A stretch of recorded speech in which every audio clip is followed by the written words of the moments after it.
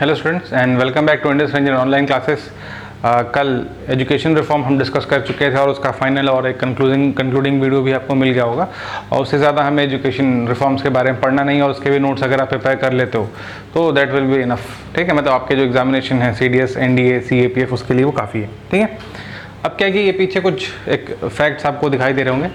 ये एक्चुअली क्या है कि UPSC में जितने भी एग्जामिनेशंस होते हैं, जैसे कि आप CDS, CAPF, UPSC प्रीलिम्स और NDA और EPFO, ठीक है, में जितने भी ऐसे इंपॉर्टेंट फैक्ट्स हैं, पर्सन हैं, प्लेस हैं जो एंशिएंट, मेडिवल और मॉडर्न में पूछे गए हैं, तो उसके ही कुछ ये फैक्ट्स हैं जो एग्जामिनेशन में आ चुके हैं। ठीक, तो आपको क्या होना चाहिए, बाय हार्ट या फिर याद भी होना चाहिए। ठीक है, और उसके साथ साथ क्या है कि एक दो स्टेट पीसीएस के हैं, जैसे कि यूपी पीसीएस के भी, उसमें बहुत सारे क्वेश्चन आपको मिल जाएंगे। ठीक है, तो अल्फ़ाबेटिकली हम स्टार्ट करते हैं, पहले A से, B से, C से, D से, इस तरीके से जितने भी चीज़ें आती चली गई हैं जो यूपीएससी ने पिछले 10 साल में पूछा है, उसके साथ साथ जितने भी एग्जामिनेशन हुए हैं। क्योंकि एक्चुअली आप देखोगे कि जितनी भी चीज़ें हैं यूपीएससी वो कंसिस्टेंटली रिपीट कर रहा है। या फिर अगर जैसे मान लो कि ये अज्जीवाक को रिपीट नहीं किया तो उसके बाद फिर वो आलमगीर को करेगा। अब किसी ईयर में ये आ गया तो फिर किसी जगह ये आ जाएगा। इस तरीके से क्या है कि इनकी रेपिटेशन चलते रहती है और ये बहुत ज़्यादा इंपॉर्टेंट है क्योंकि बार बार रिपीट हुए हैं और ये ऐसे ऐसे टर्मिनोलॉजीज हैं कि सोचोगे कहाँ से आ गई है। ठीक है, तो ये फैक्ट्स आपको बताया जाएगा। आपका होमवर्क क्या होगा, इन फैक्ट्स को आप गूगल पे डाल के सर्च करोगे और जो अपने नोट्स प्रिपेयर करेंगे आप। ठीक, इससे क्या होगा, आपका एंशिएंट, मेडिवल, मॉडर्न जो फैक्ट्स हैं वो तो अलग से आपका प्रिपेयर होता चला जाएगा। तो इसके लिए अलग से एक नोटबुक बनाएंगे, उसमें इस फैक्ट्स को नोट करते जाएंगे और सर्च करते जाएंगे। ठीक है, मैं सारे के सारे फैक्ट्स बता दे रहा हूँ। अभी जैसे इसमें A से है, कुछ B से फिर होंगे, फिर C से, फिर D से, तो ये सारे के सारे आपके पेपर्स के लिए और काफ़ी इंपॉर्टेंट हैं। ठीक है, जितने भी फैक्ट्स हैं। ठीक, तो देखो पहली चीज़ क्या है इसमें, अज्जीवाक। तो अज्जीवाक कब थे, किसके कंटेम्प्रेरी थे? ठीक, ऑलमोस्ट ये बुद्ध के कंटेम्प्रेरी थे। इनकी क्या फिलॉसफी थी, कौन से बुक थी? अज्जीवाक आप लोग ने पहली बार सुना होगा, AJIVAK। ठीक है, बट ये क्वेश्चन में आ चुका है, रिपीटेड है ये। उसके बाद जो सेकंड चीज़ है, ये आलमगीर कौन था, किसका सिनोनिमस था, किसका नाम था, इसका टेन्योर क्या था? देखो अगर मान लो कोई एक इंडिविजुअल है तो उसका टाइम पीरियड क्या है, कौन से टाइम में रहा है, उसके फिर कंटेम्प्रेरी कौन था, ये भी इंपॉर्टेंट है। ठीक, उसके साथ साथ अगर कोई उसकी स्पेशल कंट्रीब्यूशन है इंडियन सोसाइटी में, इंडियन आर्ट में, कल्चर में, तो वो भी आपको सर्च करना पड़ेगा। अब इसमें टाइम तो लगेगा ही, और बिना टाइम दिए आप प्रिपरेशन करना चाहते हो, उसके साथ साथ आप गैजेटेड ऑफिसर भी बनना चाहते हो, तो हाउ इज इट पॉसिबल कि बिना टाइम लगाए आप प्रिपरेशन भी कर लो और ऑफिसर बन जाओ। ठीक है, उसके बाद फिर क्या है, अभिधम पीकर। ये अभिधम पीकर क्या है, ये आपको सर्च करना है, ABHIDHAMM। ठीक है, अभिधम पीकर। ठीक, ये क्या है। उसके बाद फिर क्या आपका कि अदिति देवी कौन थी? ऋग्वेद में क्या इनके बारे में कहा गया है, अथर्ववेद में कहा गया है, सामवेद में, किस में कहा गया है? अदिति देवी में। ठीक है, अदिति देवी के बारे में, और ये अदिति देवी किसकी मदर थी? ठीक है, उसके बाद फिर है आफीफ। अब ये आफीफ के बाद फिर आफीफ पे कौन सी बुक लिखी गई है और आफीफ कहाँ से बिलोंग करता था, उसका टाइम। ठीक है, उसके बाद फिर ये अग्निमित्र कौन थे? ठीक, अग्निमित्र कौन थे, किसके, कहाँ पे इनका डिस्क्रिप्शन मिलता है, कौन सा प्लेस इससे रिलेटेड है, और जितने भी इससे पहले के जो हैं इनसे आपको इनके जो प्लेसेस हैं वो भी आपको कोरिलेट करने हैं। ठीक है, उसके बाद फिर है अग्नि श्लोमय यज्ञ। ये अग्नि श्लोमय यज्ञ कब होता था, क्यों किया जाता था? AGNISLOMYAYOG यज्ञ। ठीक है, ये कब होता था, क्यों किया जाता था और किस स्पेशल प्रोविजन के लिए किया जाता था? ठीक है, उसके बाद ये जो है अहिल्याबाई होलकर, क्योंकि अहिल्याबाई होलकर आप देखोगे कि ये आप जो आपके विश्वनाथ मंदिर का रिकंस्ट्रक्शन कराना, फिर बोध गया में रिकंस्ट्रक्शन कराना, तो ये बहुत जगह इन्होंने टेम्पल्स बनाए हैं। ठीक है, तो इनसे काफ़ी चीज़ जुड़ी हुई हैं। अहिल्याबाई होलकर के बारे में भी आप जानोगे। ठीक है, उसके बाद ये क्वेश्चन भी देखो आप पढ़ा होगा आपने, अल्लू सीतारमन राजू।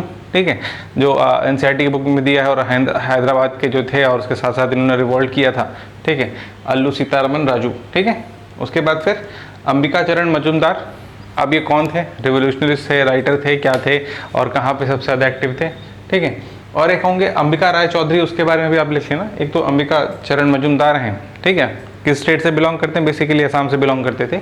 उसके साथ साथ एक होंगी अंबिका चरण चौधरी, उनके बारे में भी आपको जानना है। ठीक है, उसके बाद फिर ये अमीर खुसरो के कपलेट्स नहीं पढ़ने हैं। ठीक, कपलेट्स नहीं पढ़ने हैं। कंट्रीब्यूशन इनका म्यूजिक में क्या है, बुक्स कौन कौन थी, किसके कंटेम्प्रेरी थे, क्या ये भक्ति काल में थे कि नहीं थे? ठीक है, ये उसके बाद फिर आनंद विक्रम संवत, जैसे कि विक्रम संवत होता है उस तरीके से ये आनंद विक्रम जो संवत था वो क्या था, ठीक है। उसके बाद अलाउद्दीन हुसैन शाह, ये रूलर किस किंगडम का था, कहाँ से आया था, कंट्रीब्यूशन क्या है, ठीक है। पर्सन प्लेस टाइम ये ज़्यादा इंपॉर्टेंट है। उसके बाद फिर अनंत हरि मित्र, या फिर बंगाल में इसको मित्रा भी कहते हैं, अनंत हरि मित्रा, ठीक है, ये कौन थे। उसके बाद फिर आर्यन कहते हैं इसको, ARRIAN, आर्यन है क्या एग्जैक्टली, ये टर्मिनोलॉजी किस लिए यूज़ की जाती है, आर्यन, ठीक। उसके बाद फिर अनुव्रत और महाव्रत जो है, अनुव्रत और महाव्रत का यूज़ बौद्धिस्ट जो टर्मिनोलॉजी है, रिलीजन है, या फिर जैनिज्म में किस में इस्तेमाल किया जाता है, किस में यूज़ होता है, इसका रेफरेंस क्या है, ठीक है। तो इसलिए आपको जानना है कि अनुव्रत और महाव्रत, ठीक। उसके बाद फिर अरिकमेडु, अरिकमेडु बेसिकली क्या है, एक प्लेस है, लोकेशन है। यहाँ पे रोमन सिविलाइजेशन के भी बहुत सारे एविडेंसेस मिले हैं जब यहाँ पे खुदाई हुई थी, ये किस जगह है। चोला अम्पायर में जब ये था तो इसका क्या इंपॉर्टेंस था, ये भी आप देखेंगे, ठीक है। उसके बाद फिर आर्य महिला समाज, फाउंडर कौन है, ठीक, इसके बारे में पढ़ोगे तो आपको फिर रियल वुमेन एम्पावरमेंट के बारे में पता चलेगा। उसके बाद फिर क्या है, अनुराधापुर, अनुराधापुर आप देखोगे कि ये CAPF और सिविल्स में भी आ चुका है, क्यों, क्योंकि ये बौद्ध जो मॉन्स्ट्री है या फिर जो बौद्धिज्म से ये चीज़ें जुड़ी हुई हैं, ठीक है। आपके NCERT किताबों में भी होगा। अनुराधापुर आप सर्च करेंगे किस तरीके से ये बौद्ध या फिर जैनिज्म से रिलेवेंट है, ठीक है। उसके बाद फिर क्या है का भास्कराचार्य, ये भास्कराचार्य कौन थे, इनकी बुक कौन सी है, ठीक। उसके बाद है भवभूति, ठीक है। इसमें मैक्सिमम जो नाम लिखे गए हैं ये तो या फिर एंशेंट है या फिर मेडिवल टाइम में आए हैं, और ये क्वेश्चन नाम ऐसे ऐसे जो बहुत ही क्या है कि ऑकवर्ड है, मतलब हो सकता है इसमें बहुत सारी चीज़ें आपने पहली बार सुनी हो, ठीक है। उसके बाद फिर क्या है, भील भगत आंदोलन, ठीक, भील भगत आंदोलन, या फिर इसको उसका नाम ही यही है, भील जो है एक ट्राइब है जो, और जो भगत आंदोलन में जो चला था, वो कब चला था, किस लिए चला था, उसका पर्पस क्या था, ठीक है। उसके बाद क्या है, बिरबल साहनी, ये बिरबल साहनी है कौन, जूलॉजिस्ट हैं, बॉटनिस्ट हैं, बायोलॉजिस्ट हैं, ठीक है, कौन है, बेसिकली ये इंडिया के काफ़ी रिनाउंड बॉटनिस्ट हैं, ठीक। उसके बाद ब्रह्म बांधव उपाध्याय, ठीक है, ब्रह्म बांधव उपाध्याय, इनके बारे में भी आपको जानना है कि ये कौन थे, किसके कंटेम्प्रेरी थे, अगर ये रिवोल्यूशनरी थे तो किसके टाइम थे, और इनके साथ किसका किसका रिलेशन था।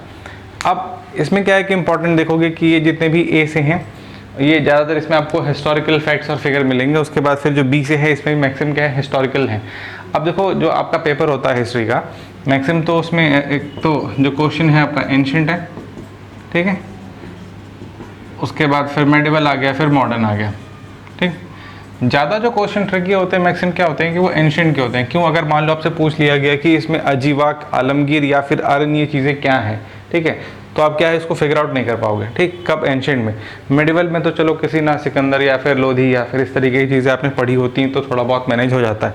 मॉडर्न में भी most of the cheese movies में, आर्टिकल मैगजीन में पढ़ते रहते हो। सबसे प्रॉब्लम जो होता है, ट्रिकी होता है, वो यही होता है, ठीक है, एंशिएंट। और इससे भी क्या होता है कि हर बार ऑलमोस्ट आपको 4 से 5 क्वेश्चन ईजिली, चाहे CDS CAPF किसी में दो, इसमें 4 से 5 क्वेश्चन आपको इजीली मिल जाते हैं, ठीक। तो ताकि हमारा क्वेश्चन छूटे नहीं, तो इस तरीके से जितने भी फैक्ट्स हैं मैं इसको निकाल के लाया हूँ, आप इसको क्या करोगे, नोट करते चलोगे, ठीक है। उसके बाद फिर मेडिवल भी, इसमें मेडिवल भी है और मॉडर्न की चीज़ें भी मिल जाएंगी आपको, बट ज़्यादा फोकस रहेगा हमारा एंशिएंट और मॉडर्न पे, क्योंकि मेडिवल हमें कम पढ़ना, क्यों कम पढ़ना है, इसमें बहुत सारे किंगडम्स हैं, मतलब इनफाइनाइट किंगडम्स हैं, तो किसके किसके बारे में पढ़ते रहोगे, ठीक है। तो इस तरीके से मैं जितने भी पेपर में इंपॉर्टेंट फैक्ट्स हैं, प्लेसेस हैं, पर्सन है, मैं इनको इस तरीके से नोट डाउन कराता जाऊंगा, इसको आप पढ़ते जाएंगे। और उसके साथ साथ क्या है कि हमारा जो मॉडर्न इंडिया चल रहा है वो तो चलेगा ही, ठीक है। मिलते हैं अगली वीडियो में और भी फैक्ट्स के साथ। Thank you.